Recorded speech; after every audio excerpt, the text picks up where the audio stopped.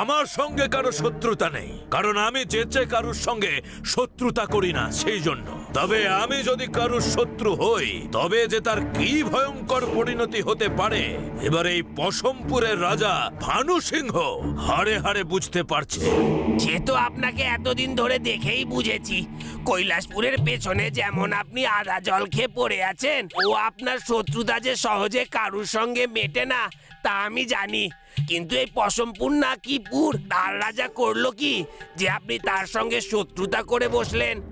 আমি শুনেছিলাম এই পশমপুরের রাজা ভানু সিংহ নাকি এই অঞ্চলের সব থেকে বড় যোদ্ধা এবং তার সেনাবাহিনীও বিশাল।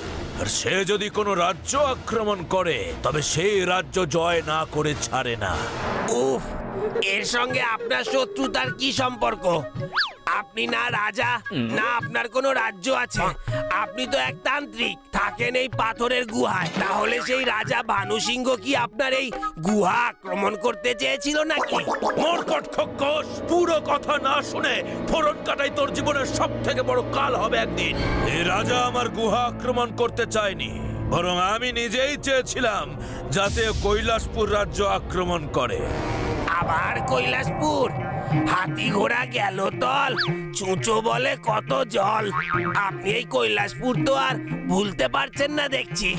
আমি ভুলতে চাইও না, আমি চাই যেন তেন প্রকারে ওই কৈলাসপুর দখল করতে। আর সেই মনোবাঞ্ছা নিয়ে আমি এই রাজা ভানু সিংহের কাছে গিয়েছিলাম। তাকে বলেছিলাম কৈলাসপুর আক্রমণ করে সেই রাজ্য আমায় প্রদান করতে। তার বদলে তাকে আমি এত ক্ষমতা দেব যে সেই দুনিয়ায় রাজ করতে পারবে। তাতে সে কি বললো? এ আর কি বলবে? পাপিষ্ঠ নরাধম সাধক, তুই নিজে এক অশুভ শক্তির উপাসক হয়ে এই রাজ্যে পা দেওয়ার যে মহাপাপ করেছিস, শুধু তাই নয়, তুই তোর অশুভ উদ্দেশ্য চরিতার্থ করতে আমার ক্ষমতা ব্যবহার করতে চেয়েছিস। এর জন্য আমি চাইলে তোর সঙ্গে সঙ্গে তোর দেবী কংসাবতীকে পর্যন্ত ধ্বংস করে দিতে পারি, কিন্তু আমি তা করব না। তাই বলছি, এক্ষুনি এই মুহূর্তে তুই এই রাজ্য ছেড়ে চলে যা, নইলে। মহারাজ ভানু সিংহ, আমি জানি তুমি খুবই ক্ষমতাবান, যুদ্ধে পারদর্শী এবং প্রচুর সৈন্য সামন্তের অধিকারী এক রাজা। আর তা শুনেই আমি তোমার কাছে সাহায্যের জন্য এসেছিলাম। ভেবেছিলাম তুমি যদি আমার কথা মতো কৈলাসপুর আক্রমণ করে আমাকে সেই রাজ্য পাইয়ে দিতে সাহায্য করো, তাহলে তোমাকে আমি জগতের সর্বশ্রেষ্ঠ রাজা হওয়ার ক্ষমতা প্রদান করব। কিন্তু তুমি যখন আমার প্রস্তাবে রাজি হলে না, উল্টে আমার সাথে সাথে আমার আরাধ্যা দেবীকেও এইভাবে অপমান করলে, তখন এবার তুমি তার ফল ভোগ করার জন্য প্রস্তুত হও। কি করবে তুমি? আমার রাজ্যে দাঁড়িয়ে আমাকে শাসাবার শাস্তি যে কি ভয়ঙ্কর হতে পারে তার কোনো ধারণা তোমার নেই, দুষ্ট সাধু। আমি চাইলে এক্ষুনি তোমার ধর থেকে তোমার মুন্ড আলাদা করে দিতে পারি। আমাকে তো তুমি পরে শাস্তি দিও, তার আগে তুমি আমার সঙ্গে করে আনা দূতের মোকাবিলা তো করো। এই দূতের হাতেই তুমি এমন ভাবে পরাস্ত হবে যে আমার পায়ে নিজের মাথা কুঁড়তে হবে। আর তারপর তুমি বাধ্য হবে আমার প্রস্তাবে রাজি হতে। এই মরুদৈত্য বালি, প্রকট হও।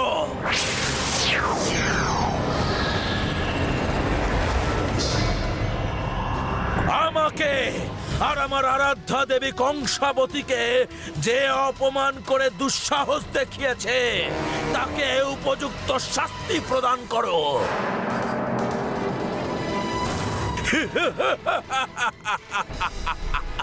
এবার দেখো রাজা ভানু সিংহ, অশুভ তন্ত্র উপাসক ভীমানী মহারাজের ক্ষমতা। এবারে যাও, এক্ষুনি এই রাজসভা তছনছ করে দাও। তারপরে রাজার সব থেকে প্রিয় যে জিনিস, ওর মেয়ে রূপমালা, তাকে তুমি তুলে নিয়ে গিয়ে নিজের কাছে বন্দি করে রাখো। আমি যতক্ষণ না বলবো ততক্ষণ তুমি তাকে ফেরাবে না।